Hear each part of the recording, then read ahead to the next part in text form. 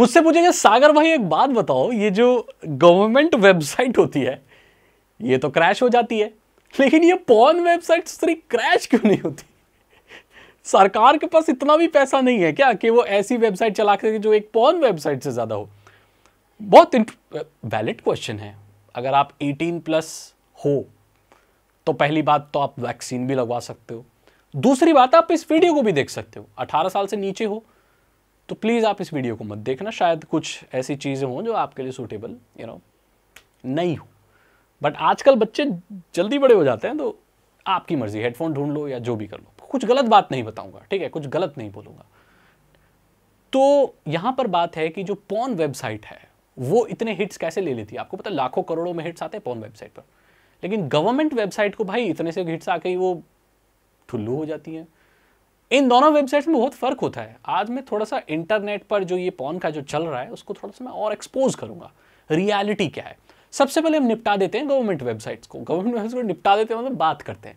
Government की जो websites होती हैं वो एक डेडिकेटेड सर्वर पर नहीं चल रही होती, मोस्टली वो चल रही होती है शेयर्ड होस्टिंग पे। मतलब उस सर्वर पे बहुत सारी गवर्नमेंट की या अलग अलग वेबसाइट जो भी हैं वो होस्टेड है। कोई डेडिकेटेड सर्वर नहीं चल रहा, मोस्टली जो छोटी छोटी वेबसाइट्स है, और वो ज्यादा यूजर्स के लिए बनी भी नहीं होती। वहां पर जरूरत ही नहीं होती लोगों को। क्यों? क्योंकि गवर्नमेंट वेबसाइट में क्या आपको 4K वीडियो दिखाई जाती है? गवर्नमेंट वेबसाइट पर जाकर 4K में फिल्म देखते हो? ये हो सकता है या होता है? नहीं होता। इनफैक्ट वहां तो अगर आपको कोई टेंडर देखना है, कोई नोटिस देखना है, तो वेब पेज लोड ही नहीं होता, पीडीएफ डाउनलोड हो जाती है। उसको देखो अपने पीडीएफ उसमें खोल के। तो वेब पेजेस से भी कतराते हैं वो लोग, तो टेक्स्ट होता है ज्यादातर, वेब पेजेस से कतराते हैं। मल्टीमीडिया कंटेंट ना के बराबर है, मतलब ज्यादा स्पेस और स्टोरेज की जरूरत ही नहीं है। तो डेडिकेटेड सर्वर में पैसा वेस्ट करने की क्या जरूरत है? वैलिड पॉइंट है। मतलब सस्ते सर्वरों पे बनी होती है क्योंकि उसमें ज्यादा कंटेंट वगैरह सब होता नहीं है। ये तो मैंने निपटा दिया गवर्नमेंट वेबसाइट को। इसीलिए जब उस पर ज्यादा हिट आते हैं तो भाई वो फैल जाती है, हैंग हो जाती है, क्रैश हो जाती है, जो भी हो, ठीक है। अब वो लोग जाने जैसे जो भी इस्तेमाल करते हैं, जो नहीं करते, ठीक है। अब बात करते हैं पोर्नोग्राफिक वेबसाइट की। अब मैं आपको बता दूं कि पॉर्न इंडस्ट्री को जो लोग हल्के में लेते हैं ये इतनी है नहीं, ये बहुत भला पूरा एकदम बड़ा बिजनेस है यार। अब बात करते हैं पॉर्न वेबसाइट कैसे बनी हुई होती है। ऐसी वेबसाइट की बात करेंगे जिसमें यूजर जनरेटेड कंटेंट होता है। यूजर जनरेटेड कंटेंट ये मतलब ये नहीं घर में सब अपना पॉर्न बना रहे, नहीं नहीं। तो फिर ये वीडियोस आती क्या है, इसका ओरिजिन क्या है, ये समझते हैं। इसका जो ओरिजिन है वो है अलग अलग पॉर्न स्टार्स। अमेरिका में एक बहुत गंदा कल्चर बन चुका है। गंदा तो नहीं कहेंगे, बहुत अजीब, क्योंकि किसी भी चीज को गंदा कहने का किसी को कोई हक नहीं है, मुझे भी नहीं है। कोई इंसान जो भी करता है वो कर सकता है, गंदा नहीं कहेंगे, अजीब, जो कि थोड़ा मुझे समझ नहीं आता। अमेरिका में क्या होता है कि कोई भी आप मॉडल या कोई भी आजकल सोशल मीडिया इन्फ्लुएंसर को आप देखोगे, उनके ओनली फैंस बने हुए होते हैं। वहां पर वो कुछ ऐसे कंटेंट शेयर करती हैं या करते हैं जो कि एडल्ट कंटेंट होता है। मतलब ज्यादातर इन्फ्लुएंसर जो हैं, जो मीडियम लेवल पे आते हैं, वो एक तरीके से ऐसे कंटेंट को पेड बेसिस पर शेयर करते हैं, और इस चीज को वहां पर बुरा नहीं माना जाता, नहीं माना जाता। वहां का ऐसा कल्चर बन चुका है। आप देखोगे ऐसे बहुत सारे लोग जो रिएक्शन चैनल चलाते हैं, जो टिकटॉक पर थे, इंस्टाग्राम पर थे, या अलग अलग सोशल मीडिया पर थे, उन लोगों के ओनली फैंस बने हुए हैं जहां पर वो ऐसे एडल्ट अपने फोटोज वीडियो शेयर करते हैं, जिसको आप मंथली सब्सक्रिप्शन ले सके हो। मैं आपको बता चुका हूं कि ओनली फैंस का क्या कल्चर वेस्ट साइड में चल रहा है, राइट। अब ये चीजें वहां पर पॉर्न इंडस्ट्री में भी हो रही हैं। वो कैसे? जो पॉर्न स्टार्स होते हैं वो अपनी डेडिकेटेड वेबसाइट्स और एप्लीकेशंस तैयार कर लेते हैं। मतलब अगर आपको उनका कंटेंट देखना है तो उनकी पर्सनल वेबसाइट पर जाकर आप देख सकते हैं। वहां पर आपको कुछ पैसे देने होंगे, मतलब डायरेक्टली आप पॉर्न स्टार के साथ डील कर रहे हैं उनके कंटेंट को कंज्यूम करने के लिए और लेने के लिए। अमेरिका में ये चीजें चल रही हैं और बहुत सारे जो बड़े देश हैं वहां पर ये सारी चीजें चलती। उनका जो कंटेंट है लोग वहां से चुरा लेते हैं, और चुराने के बाद यूजर जनरेटेड जो वेबसाइट्स होती है, कंटेंट वाली वेबसाइट होती है, उसमें डाल देते हैं। ऐसी बहुत सारी वेबसाइट है जिसमें वीडियो की क्वालिटी अच्छी नहीं होती, लेकिन वो कंटेंट आता है वहां पर, डलता रहता है। कौन सी एक वेबसाइट थी पता नहीं मुझे, मैं नाम नहीं बोलना चाहूंगा, एक्स करके कुछ वेबसाइट थी। तो वहां पर वो कंटेंट आता है और अलग अलग पॉर्न स्टार की वेबसाइट से आता है। कई बार ये लोग ले आते हैं, कई बार ये पॉर्न स्टार्स जानबूझकर डलवाते हैं ताकि ज़्यादातर लोग यहाँ आते हैं और उनकी वेबसाइट में वो नीचे उनका जो वेबसाइट का एड्रेस होता है वो चलता है। एक तरीके की प्रमोशन टेक्निक होती है।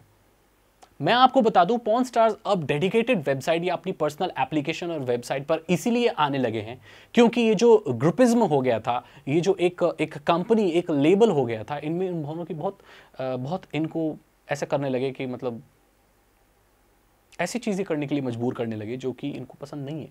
एक पॉर्न स्टार की जो लाइफ होती है वो बहुत सीमित होती है।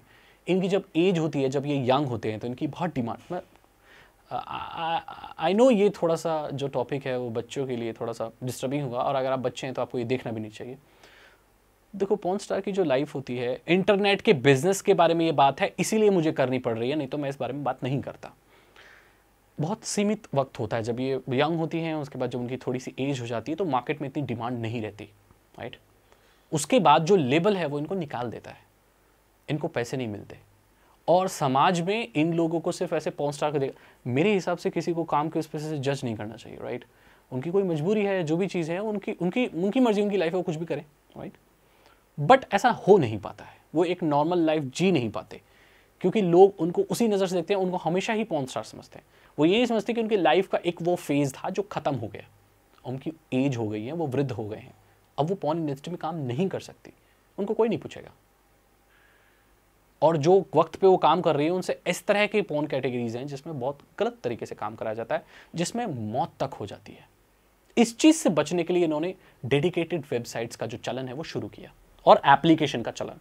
भारत में भी आप देखेंगे ये चीज़ें धीरे धीरे हो रही हैं। लाइक आप एक्सक्लूसिव कंटेंट दे सकते हैं। बात यहाँ पर सिर्फ पोर्नोग्राफिक कंटेंट की नहीं है, बात किसी भी क्रिएटिव कंटेंट की हो सकती है। अगर आप सिंगर हैं और आप चाहते हैं कि आपके गाने एक्सक्लूसिवली कोई देखे तो आप उसकी अलग एप्लीकेशन बना सकते हैं। अब किसी लेबल के अंडर में काम करने की ज़रूरत नहीं होती और ये बहुत अच्छी बात है। अगर आप कोई अच्छे सिंगर हैं, आप कोई बजाते हैं, कुछ मैजिक दिखाते हैं, आप वर्कआउट सिखाते हैं या कुछ भी सिखाते हैं तो आपकी अलग एक शॉप या एक अलग एप्लीकेशन अब आप बना सकते हैं। टेक्नोलॉजी इस हिसाब से है। यही चीज़ पॉर्न इंडस्ट्री में भी लागू होती है और मुझे नहीं लगता कि इसमें कुछ बुरा है, ठीक है, इट्स अ बिजनेस। तो ये मैंने आपको बता दिया कि वेबसाइट्स कैसे काम करती हैं।